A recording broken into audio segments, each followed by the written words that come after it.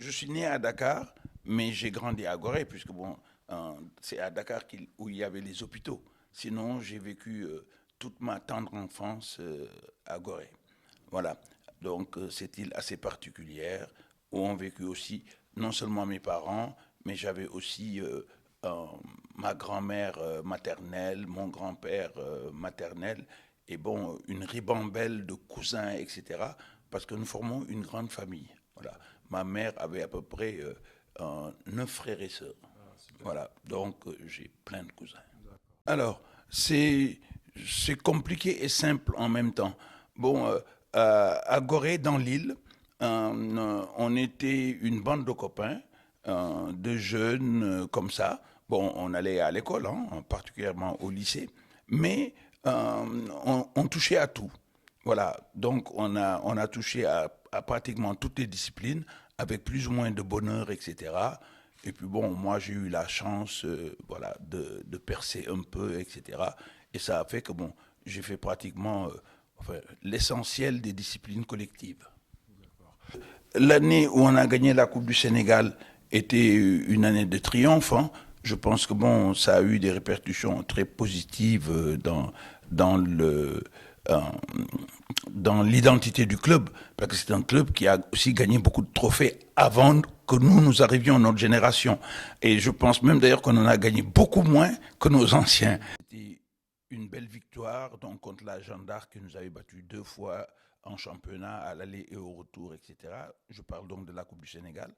Mais je me rappelle quand même d'un match comme ça, un tout de go. Alors, je me rappelle d'un match, c'était contre l'ASFA, je crois. Voilà, où on a gagné 1-0. Et là aussi, moi qui jouais milieu de terrain, quoi, j'avais marqué d'ailleurs le but de la victoire. C'était 1-0, un stade archi comble.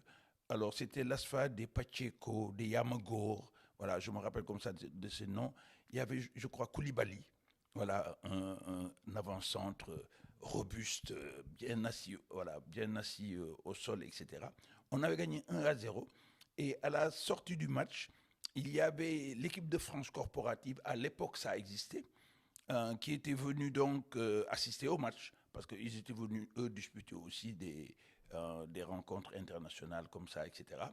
Et à la fin du match, l'entraîneur s'est débrouillé pour un peu se rapprocher de moi, etc. Et c'est là où a commencé un peu euh, c'était pas une envie d'extérieur, mais où on a mis dans ma tête, ah tiens, en fait, il y a des gens qui pensent que tu pourrais aller jouer à l'extérieur. Mais moi, ce n'était pas du tout mon objectif. C'était de rester au Sénégal, de continuer mes études. Je pensais beaucoup plus d'ailleurs aux études qu'au foot. Voilà.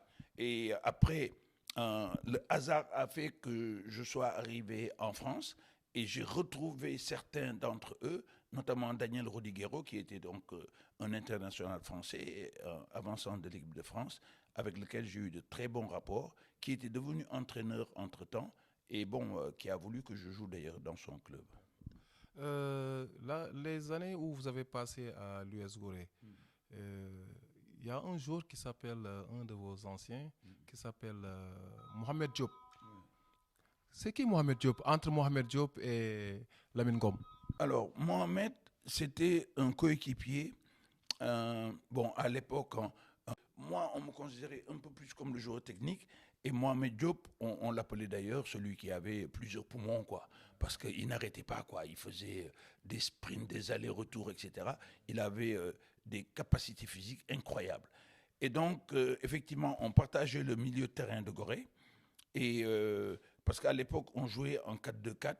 Le système s'est un peu transformé d'ailleurs en 4-3-3 en fonction des entraîneurs à un moment donné, et j'occupais l'axe central. Mais avec Mohamed, c'est vrai. euh, alors, qu'est-ce que je peux dire? Euh, En fait, on ne se parlait même pas vraiment au niveau du terrain, mais on se comprenait. C'est-à-dire, en fait, c'était un tandem de copains, et en fait, il fallait faire en sorte que chacun tire son épingle du jeu. Et il n'y avait pas de rivalité. C'est-à-dire que je n'ai jamais pensé que Mohamed pouvait être un rival. Et je pense que lui aussi, c'était la même chose. Nous, on jouait pour une raison.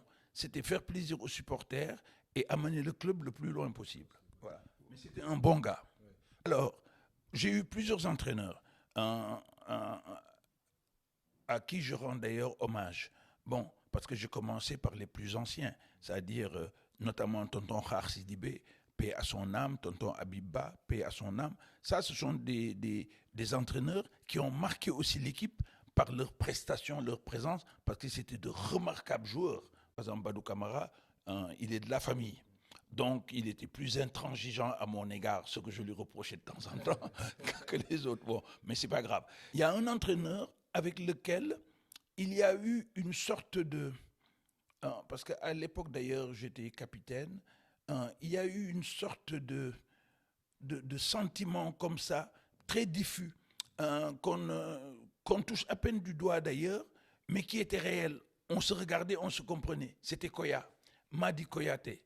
Oh là là, quel éducateur.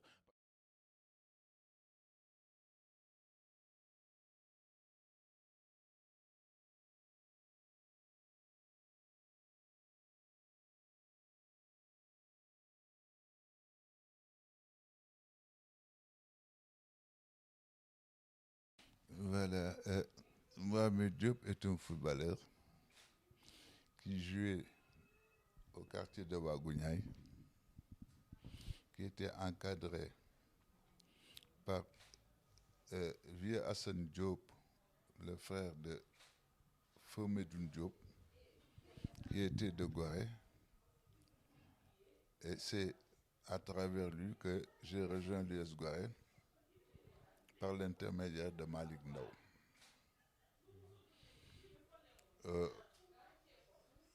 Mon séjour à Gorée a débuté, si je ne me trompe pas, la première année, c'était l'année sportive 69-70, qui était juste après l'année de la réforme. Et là, j'ai trouvé des anciens qui étaient tels que Baye Moussé, Massata, Diallo, Segue Sissé, Jules Dieye, et puis les gens qui étaient des anciens récents, qui étaient Abdoulaye Gueye, Omar Diallo, Padia Yachine. Il y avait aussi Lamine Ngom Kourso. Voilà, c'est avec ces gens-là que j'ai démarré à l'US Gorée. Jusqu'en 72 où nous avons pris la Coupe du Sénégal. Il y avait Feu Babacar Choy aussi qui était le capitaine en cette époque. Puis après Babacar Choy, ce fut Lamine Ngom. Et c'est après Lamine Ngom que j'ai pris le brassard. Les dirigeants de l'US Gorée, avec la rigueur de Yoroso, c'était des dirigeants pratiquement sans moyens, mais qui faisaient tout pour que l'équipe marche. Et puis il y avait aussi les supporters, l'organisation des supporters, une parfaite organisation. Un vieux qui s'appelait Ablaye Ndiaye, qui a été tout pour moi, qui est un vieux supporter, Ablaye Ndiaye. Je ne l'oublierai jamais dans ma carrière. Il m'a toujours soutenu. C'était le lieutenant Sall qui était le trésorier général d'Issan. Il y avait Nal Lafal. On jouait tellement bien que tout le monde disait, cette équipe de Gorée là, si elle mûrit, elle va faire mal.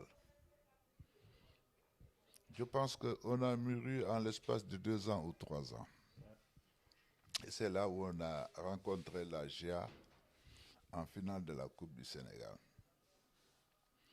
Cette finale-là est mémorable parce que c'était un derby.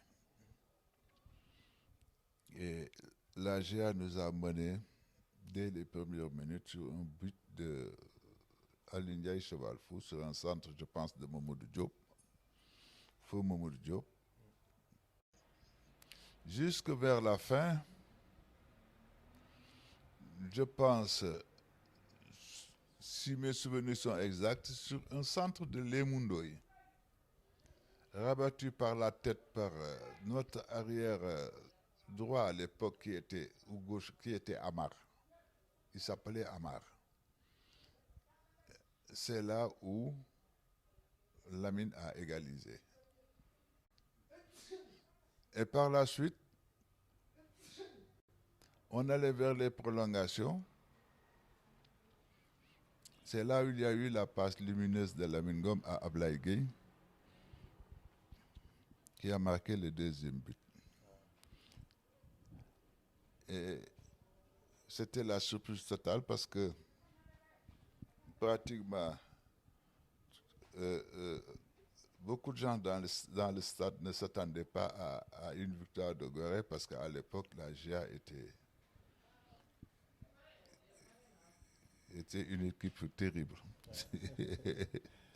J'allais au regroupement d'avant-match de l'US Gorée avant qu'il n'aille au stade. J'allais le trouver à l'embarcadère pour leur parler avant le match. Mais maintenant que je ne peux plus faire ça, je suis juste à la radio.